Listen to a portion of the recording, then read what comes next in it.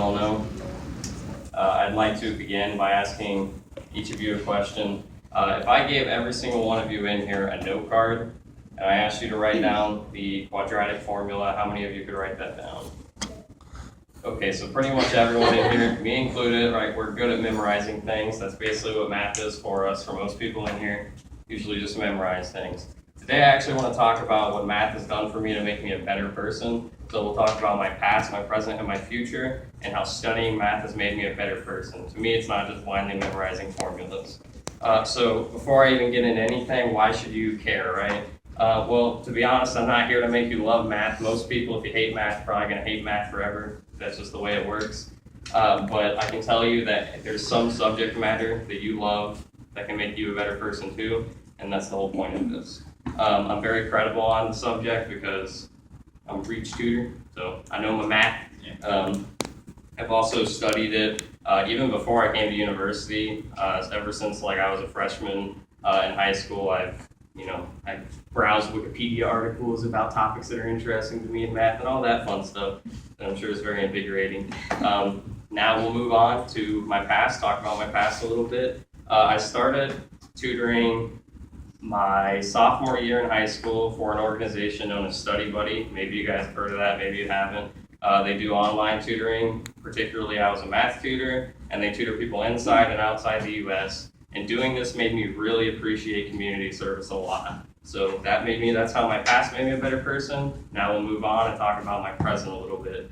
So this one takes a little bit. I'm taking a class right now. It's called Intro to Higher Math. And again, I'm sure it sounds very invigorating. So the idea in the class is that we want to learn how to properly prove things. So, for example, most of you, hopefully all of you know, if a triangle is a right triangle, we can prove a squared plus b squared equals c squared, right? So if you picture a page, so picture like a page here.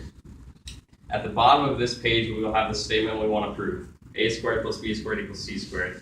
At the top of the page, we'll have some statement that is inarguably true. So if a triangle has three sides, so the sum of the angles is 180 degrees. And everything, we'll go from the top of the page to the bottom of the page by making statements.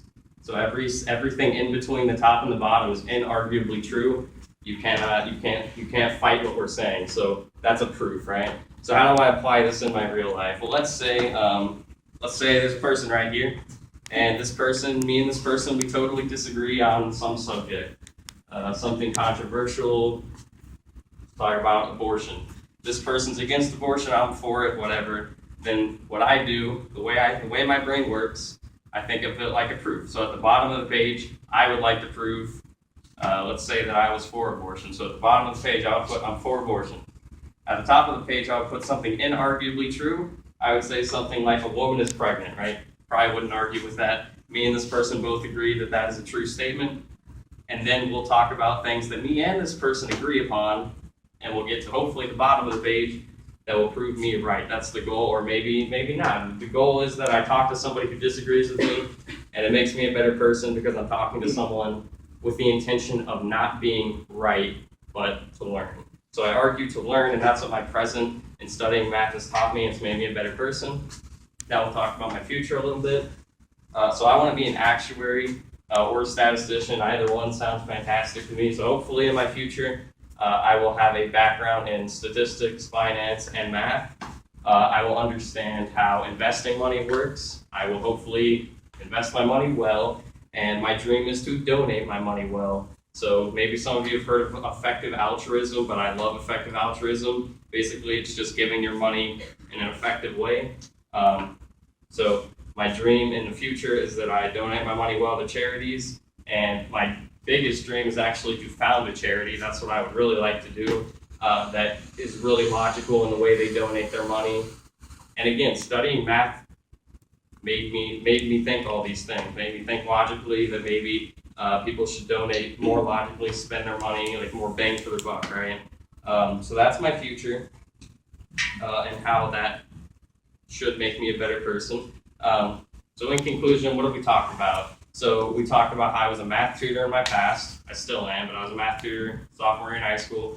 We talked about how I was a math tutor in my past and how that taught me to appreciate community service. We talked about my current math classes, notably Intro to Higher Math, and how that taught me that if you're arguing with someone, you should argue with the intention to learn, not with the intention of being right.